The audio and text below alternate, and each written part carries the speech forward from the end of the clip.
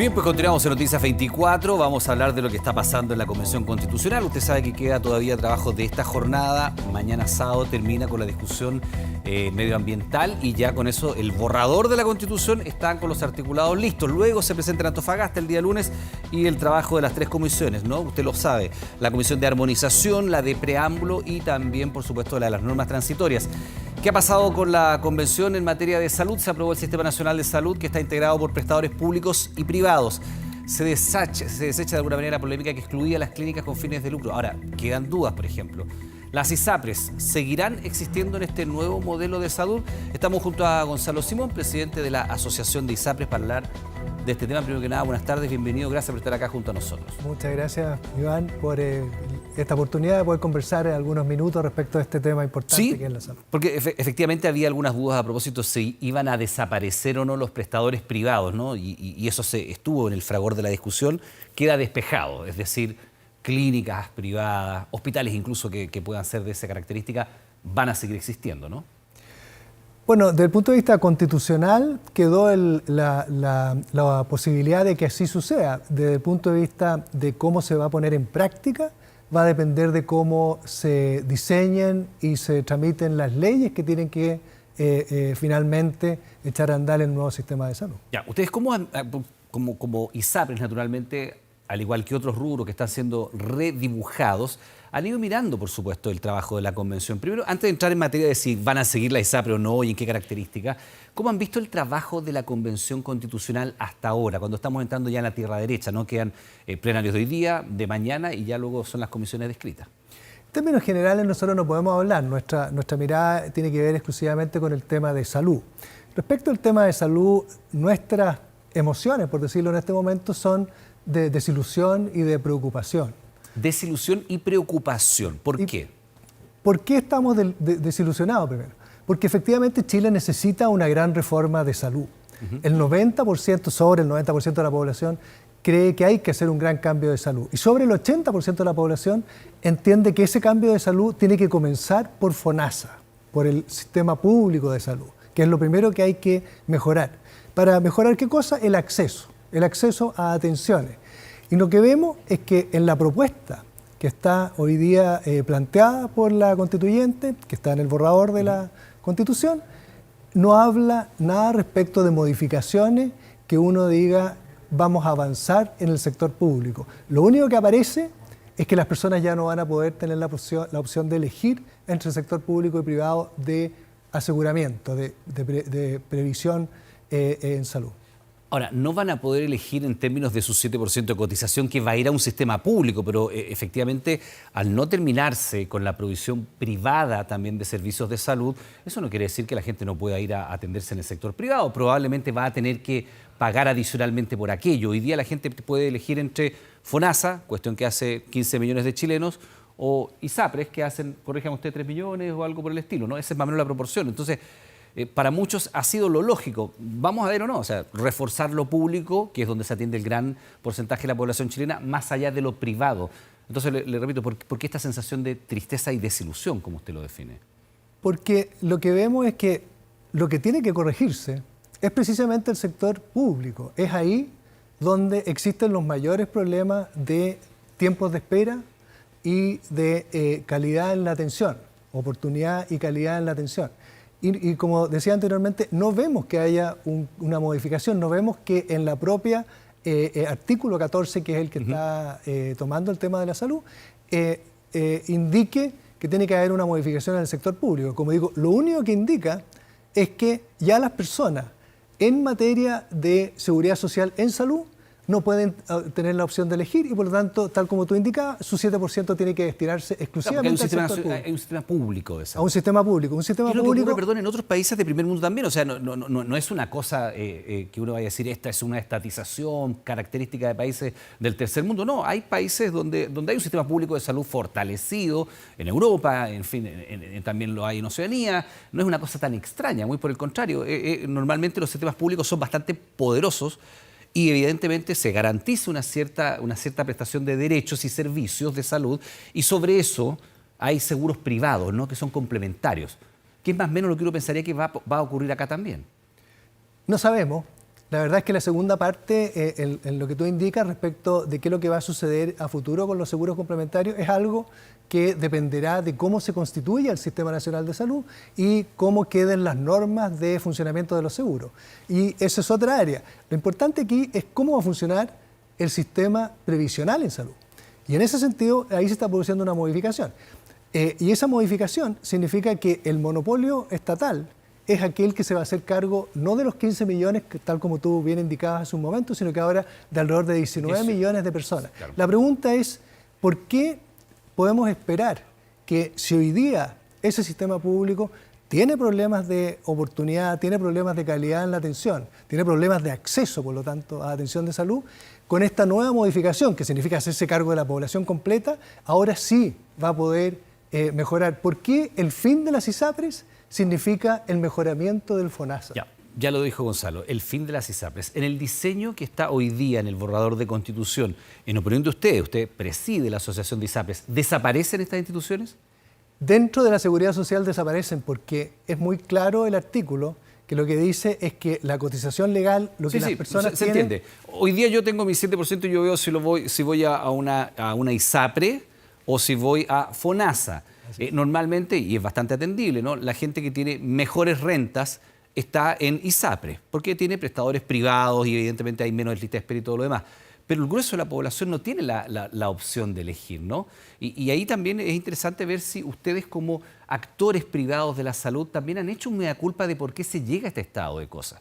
Recordemos que las críticas al sistema privado de salud no parten ayer, no parten con el trabajo de la Convención Constitucional, ¿no? Durante, ¿cuántas veces nosotros acá en las noticias presentamos estas denuncias por los planes sin útero, por evidentemente los planes más caros para las mujeres que para los hombres, por una serie, cuando uno veía, por ejemplo, las ganancias del sector que eran enormes, con las modificaciones de los planes, con la salsa de los planes, con las bajas de la cobertura, con tantas cosas que podríamos decir que, Gonzalo, no sé si la industria se ha hecho cargo de hacer un mea culpa de lo que ha pasado desde que se implementó el sistema para llegar a este estado de cosas. Pero Iván, tú dijiste algo que creo que es muy importante. Efectivamente, significa, ¿no es cierto?, el fin de la ISAPRE, que todas las personas se trasladan al sector público y de alguna manera queda el concepto de que uno no puede crear un mecanismo que permita no que todos tengamos que ir al sector público, no que toda la población tenga que ir al sector público, no que toda la población quede prohibida en el área previsional de poder elegir. Nosotros postulamos que se puede crear un sistema universal, solidario, equitativo, eficiente, que le dé buena acceso a las personas de atención de salud, pero que les dé simultáneamente libertad de elegir. Libertad de elegir no solo para las personas de mayores ingresos, sino que para toda la población. ¿Y por qué este sistema solidario, equitativo, que usted describe, estaría hoy día en manos también de los privados, cuando en el pasado, y hagámonos cargo de lo que yo le planteaba, el sistema privado de salud no ha sido ni solidario ni equitativo? O sea, ¿no? Es bastante obvio. Y durante mucho tiempo en la industria hubo planes sin útero. Y la industria evitó muchas veces ser regulada al respecto. ¿Ustedes como asociación de ISAPRES se hacen cargo o no se hacen cargo de estas críticas que tienen base? Los planes sin útero, los planes más caros para las mujeres, lo que le hemos dicho, ¿no? El aumento muchas veces del costo de los planes. Uno tiene que tener una relación a través de un abogado con la ISAPRE y no debiera ser así, ¿no? Se ha judicializado la relación entre los usuarios y las ISAPRES. ¿Se hacen cargo de alguna de estas críticas? Mira, nosotros pensamos, el sistema ISAPRE es un sistema tremendamente regulado. Todas las acciones que puede hacer y que no puede hacer están establecidas en una ley. No se puede salir de ese marco legal. Y nunca hemos estado rechazando que se modifique la ley. Nosotros estamos de acuerdo en que haya un plan de salud, que ese plan no tenga diferencia por sexo y edad, que las personas se puedan mover libremente de una institución a otra. Nosotros pensamos que eso debería avanzarse, pero para poder avanzar en eso se necesita un proyecto de ley. Se han presentado los últimos 10 o 15 años varios proyectos de ley. Nosotros hemos ido y hemos planteado que nos parece que hay que cambiar, que hay que reformar. El sistema de salud de Chile se tiene que reformar y el sistema privado también. Para entender lo que Sin usted me embargo, está diciendo, no ha avanzado la legislación. Ya, pero para entender lo que usted está diciendo, o sea, porque no ha habido presentación de proyectos de ley durante todo este tiempo, ha habido estas situaciones que yo le escribo, porque no me ha respondido ninguna de las que yo le planteo muy concretamente. O sea, vamos una por una. ¿Por qué, por ejemplo, las mujeres tienen que pagar más que los hombres? Eso ya no existe porque ya desde hace alrededor de 2 años en un funcionamiento en coordinación con la Superintendencia de Salud, se estableció que se modificara eso. Y se modificó, por lo tanto, en todas las instituciones, que los precios de los hombres y de las mujeres sean los mismos. Eso ya está funcionando. Okay.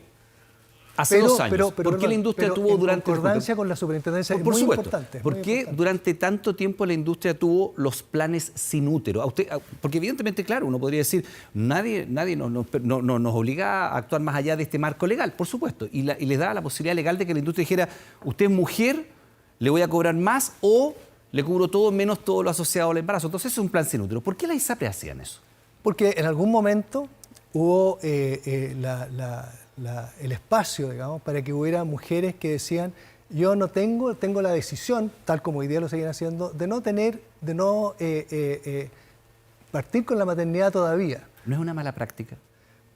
Por eso que ya no existe hoy día. De nuevo... Pero no se han hecho cargo de eso. O sea, no se han hecho cargo de decir, ¿sabe qué?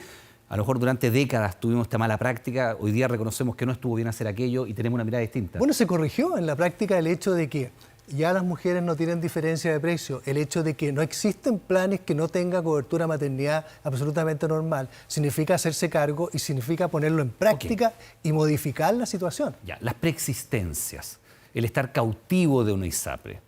Porque si yo entro a una ISAPRE y se me detecta una enfermedad grave o costosa y después me quiero cambiar de ISAPRE, la verdad es que me va a funcionar como preexistencia y no me van a recibir. ¿Se hacen cargo de eso? Evidente, las preexistencias son uno de los problemas, la transparencia, la preexistencia son uno de los problemas que tiene el sistema ISAPRE y a nosotros nos parece que hay que avanzar en eso. Se han hecho propuestas... Y si les parece que hay que avanzar, ¿por qué no se ha avanzado? Porque se necesitan cambios reglamentarios o cambios legales. No se pueden hacer... ¿Están obligados ustedes a tener preexistencia como ISAPRE? Dado como está la legislación actual, no queda otra que funcionar así. La única manera de corregir...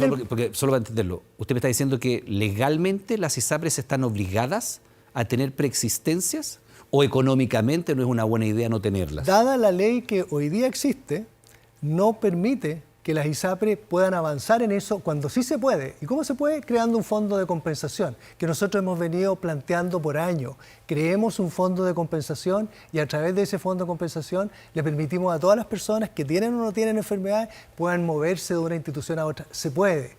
Hay un instrumento, se llama fondo de compensación, creemos ese fondo de compensación. Sigamos avanzando. Por ejemplo, uno navega de una ISAPRE a otra y se encuentra con no decenas, cientos de planes distintos. ¿Durante cuánto tiempo los usuarios veían el plan y la verdad es que no entendían mucho? Iban a la ISAPRE, tocaban una puerta y le pasaban enormes contratos, diversa cantidad de planes. No había una información clara. Hay una asimetría bien importante, ¿no?, entre aquel que me está ofreciendo uno de cientos de planes posibles en una ISAPRE y uno como usuario que va a tratar de creer que aquello que le están presentando es el mejor plan. Y no había claridad de información. ¿Se han hecho cargo de eso? También en el sentido de que nosotros hemos propuesto que efectivamente el sistema funcione con un plan de salud. ¿Y por qué no lo han hecho? Porque por su propia cuenta las ISAPRE no lo pueden hacer. Tiene que haber una norma que establezca eso. Gonzalo, ¿me va a decir que las ISAPRES no pueden tener más claridad en los planes, de verdad? No, es distinto tener más o menos claridad en los planes. Porque las ISAPRES podrían cada ISAPRE decir, ¿sabe qué? Tenemos 3 planes. Uno con cobertura 90-80, uno con cobertura 100-90, no tengo idea, decir A, B, C. Usted elija el que más le convenga. 3 planes por ISAPRE, uno diría ya, lo entiendo. ¿Me va a decir que las ISAPRES no eran capaces de darse cuenta de que hay un problema allí? Nosotros entendemos que hay un problema y queremos avanzar en eso. Por eso que nuestra propuesta es que efectivamente se avance en el sentido de estandarizar los planes, en el sentido de que haya, incluso en el extremo, un solo plan. Porque como digo, no se puede hacer si no se hace en conjunto con un reglamento, en conjunto con un cambio legal. Yo creo que las ISAPRES sí se podían poner de acuerdo para tener mayor transparencia en los planes. Me parece extraño que usted me diga que la industria no ha sido capaz de autorregularse y tener más transparencia para el usuario. La única manera de hacerlo, como digo, es en congruencia con la autoridad. No se puede hacer por su propia cuenta. O sea, ustedes no pueden tener menos planes de los que tienen. Las ISAPRES al final puede que tengan menos planes, pero al final llegar a algo como lo que tú planteas que sea muy restrictivo. No, yo digo más transparencia. O sea, me va a decir que las ISAPRES no han podido hacer porque usted dice, estamos de acuerdo en que hay que avanzar hacia eso. Entonces uno dice, si están de acuerdo, yo soy usuario de ISAPRE, para hacer transparencia absoluta. Si están de acuerdo en que hay que avanzar hacia más transparencia, uno se pregunta, bueno, ¿por qué no lo han hecho? Hemos propuesto eso. Pero no lo han hecho, por eso le pregunto, o sea, ¿por qué en la ISAPRE A hay 150 planes y no hay 10? Porque mientras no exista, como digo, un reglamento establecido por la autoridad, no se puede establecer, es un acuerdo que de alguna manera complica el funcionamiento normal. Un sector que se ponga de acuerdo en los productos puede ser muy cuestionado desde el punto de vista de la Fiscalía Nacional Económica, ¿no? Sí, pero aquí no se puede hacer eso, tiene que hacerse en conjunto con la autoridad. Si hay una colusión de la ISAPRE, uno diría que se están coludiendo. Exactamente. Pero la ISAPRE, ¿cuántas ISAPRE hay hoy día en el mercado? 6. 6. Cada ISAPRE podría haber hecho un esfuerzo, 7 parece, ¿no? Cada ISAPRE podría haber hecho un esfuerzo de decir, ¿sabe qué? La verdad es que se está generando una cierta sensación de que nosotros tenemos el sartén por el mango hace mucho rato y no hemos hecho algo. Entonces, cada ISAPRE podría haber hecho un esfuerzo por simplificar los planes, por haber dejado de ofrecer planes inúteros. No sé si me explico. O sea, yo tengo la impresión de que durante mucho tiempo la industria dejó que el estado de cosas avanzara, que finalmente los usuarios tuvieran una relación judicializada con las ISAPRES, porque si yo no contrato una... Porque además se crea una industria de abogados. Usted sabe, ¿no? Hay una industria de abogados. Sí. A uno le dicen, mire, ¿sabe qué? Te va a subir el costo del plan de la ISAPRE, entonces ellos hacen la demanda, es una demanda colectiva, se ganan siempre, y las costas que ustedes pagan se las paga el abogado, gana el abogado, gano yo porque a través de un abogado no me suben el plan y se hace todo más caro. También hay una relación ahí que es bien asimétrica. Por eso porque los planes van subiendo, porque a mí la ISAPRE me dice, mire Dorian, le voy a subir el plan de su ISAPRE, el valor de su plan, o le bajo la cobertura, usted elige. Eso es una modificación unilateral de un contrato, ¿verdad? Que está establecida y reglamentada por ley. Entonces, ya, pero el que esté establecido, es que yo creo, Gonzalo, que el hecho de que el marco legal les permita hacer eso no significa que ustedes estén obligados a hacer eso. No, o sea, podría, por eso le digo eso, porque usted dice, hemos querido hacer los cambios, pero no se han hecho. Déjame explicarte qué es lo que sucede. Efectivamente, la ISAPRE lo que hace es que te otorga una cobertura a través del contrato de salud. En UF, ¿no? Que sube siempre. Claro. Te otorga un plan de salud que es una cobertura. Sí. La cobertura de salud en Chile, en Argentina, en Estados Unidos, en Inglaterra, en el mundo entero, la cobertura, el beneficio de salud, la demanda de salud, la atención de salud crece por sobre lo que crece en la economía y sobre lo que crece en la UF. En todos los países, es en el mundo entero. Es la nueva medicina que se va incorporando. Es más cara la medicina hoy día. Año a año la medicina es más cara. ¿Por eso es en UF? Por eso en UF, pero además crece por sobre la UF. Entonces, por eso que sube el costo del plan. Por eso que sube el costo del plan, pero el costo del plan sube porque la ISAPRE tiene que cumplir el compromiso de darte el beneficio a ti que está establecido en el plan. Gonzalo, ¿Qué beneficio? Si así, el acceso a atención de salud. Y si eso es así, ¿por qué la justicia no les ha dado la razón sistemáticamente? Sistemáticamente la justicia ha dicho las ISAPRES están actuando de manera incorrecta y le da la razón a los usuarios. Cada vez que las ISAPRES han tratado de subir de manera unilateral, los precios de los contratos finalmente se judicializan y las ISAPRES han perdido sistemáticamente. Entonces, si ustedes tienen la razón, ¿por qué la justicia no les ha dado la razón de manera rotunda? Muy por el contrario, han perdido sistemáticamente esa pelea. Por eso le digo, el hecho de que legalmente puedan hacerlo no los obliga a actuar así. Lo que pasa es que si no se hace, quiere decir que la ISAPRE no contaría con los recursos para cumplir con el contrato que tiene firmado contigo, para que tú puedas acceder a la atención que estás recibiendo. Por lo que decíamos anteriormente, cada vez se van consumiendo más y más atenciones de salud. En promedio, las personas todas van avanzando todos los años en más atención. Y por eso se necesita ir ajustándolo para tener los recursos y cumplir cabalmente con ese contrato. Respecto de la judicialización que tú bien dices, efectivamente se da así, la ley establece que ese es el mecanismo que se aplica. Efectivamente, los tribunales han actuado en contra de eso. Y lo que hizo el Congreso... O a favor de los usuarios. A favor de los usuarios. Lo que hizo el Congreso fue tramitar una ley que le quitó la facultad a las ISAPRES. Y dijo de ahora en adelante es la Superintendencia de Salud la que va a evaluar el crecimiento de los costos, va a establecer ese valor y ese valor es el que se puede aplicar. Y eso es lo que se está funcionando hoy día. Hoy día efectivamente eso ya se aplicó y por lo tanto de aquí en adelante habría que ver cómo opera esto, pero ya ese problema en teoría el Congreso ya se hizo cargo. Que es lo que los tribunales le iban pidiendo sistemáticamente al Congreso, Gonzalo, tramitar un proyecto de ley en ese sentido. Le he planteado todas las dudas que uno como usuario puede tener, ¿no? A lo largo de décadas de existencia del sistema de ISAPRE. Le vuelvo a hacer la pregunta que le hacía al comienzo. Ustedes como industria privada de la salud, ¿no se hacen cargo de haber tenido una relación algo abusiva, por decirlo bien elegantemente, con sus usuarios? Mirando con retrospectiva y a lo mejor en la eventualidad de que quizás desaparezcan las ISAPRE. En el sistema ISAPRE hay 3,3 millones de personas que están voluntariamente, sí, no, que, si pueden, nadie está obligado ahí, que por están supuesto. voluntariamente en las ISAPRE, que pueden estar en el sistema público el próximo mes sin ningún problema, pero están en las ISAPRE, por lo tanto es una decisión personal que ellos tomaron. Cuando uno le consulta a las personas que están en FONASA respecto de qué opción, ellos también ven que es una mejor opción. Ya, pero yo no le preguntaba por el ISAPRE. usuario, le preguntaba por la ISAPRE. Sí, pero lo que quiero decir es lo siguiente, es que al final, en la práctica, las personas ven que el sistema les da un resultado, les da acceso a atención de salud de calidad.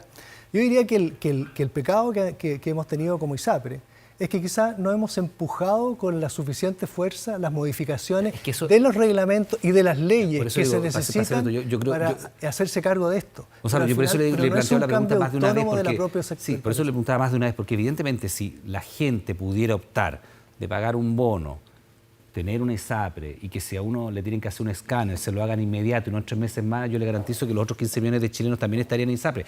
Pero no le estoy preguntando por el nivel de satisfacción del usuario, le estoy preguntando por el actuar de una industria que tiene ganancias muy importantes, que tiene actores privados, que durante décadas ha tenido una relación abusiva con sus clientes y que llegamos a este momento de la Convención Constitucional que les dice, ustedes en la práctica desaparecen del sistema básico de salud. No hacen un mea culpa de industria, porque si la industria tuviera una relación si uno no tuviera que ir con un abogado para tratar con mi ISAPRE, ¿me entiendes, no? Si yo pudiera llamar a la ejecutiva de ISAPRE y decirle, ¿sabe que no entiendo el plan? Y me dijera, ¿sabe qué? Doña, tiene 3 planes, no se preocupe, no tiene que navegar en 350 planes. No le vamos a subir el plan de manera arbitraria porque es una modificación unilateral del contrato. Por eso le vuelvo a la pregunta, habiendo revisado los temas que yo le he planteado. ¿No hay un mea culpa real de la industria? ¿Lo hicieron todo bien, encuentra usted? Yo creo que es lo que acabo de indicar, en el sentido de que el sector debió haber sido más fuerte en cuanto a decir se necesitan cambios legales en esta área y en esta área de tal manera de corregir eso que tú estás diciendo. Pero eso no quita de que el nivel de acceso, el nivel de calidad, el aporte que ha sido el sistema ISAPRE al desarrollo de un sector privado de salud que es comparable con un país desarrollado, que le permite acceder a los tratamientos que tienen el resto de las personas. De manera oportuna, que eso es lo importante para la salud también. ¿Perdón? De manera oportuna, por supuesto. De manera oportuna, exactamente. Eso a nosotros nos parece que es tremendamente valioso. Los otros problemas se pueden corregir, todo lo que tú indicas se puede corregir, hay que afrontarlo y hay una total disposición para hacer y avanzar en ese sentido. Y en ese sentido, Gonzalo, se nos va el tiempo, pero me gustaría saber la posición de ustedes como asociación de ISAPRE. De lo que va de trabajo de la Convención Constitucional, ¿cree usted que las ISAPRES van a seguir o van a desaparecer o se van a transformar en seguros complementarios de salud? Las ISAPRE en el borrador de la Constituyente, tal como la conocemos hoy día. Como están hasta hoy día, ya no van a seguir existiendo. No existen. ¿Y por qué no existen? Que es algo muy importante. Porque hoy día las ISAPRE están al interior del sistema previsional de salud.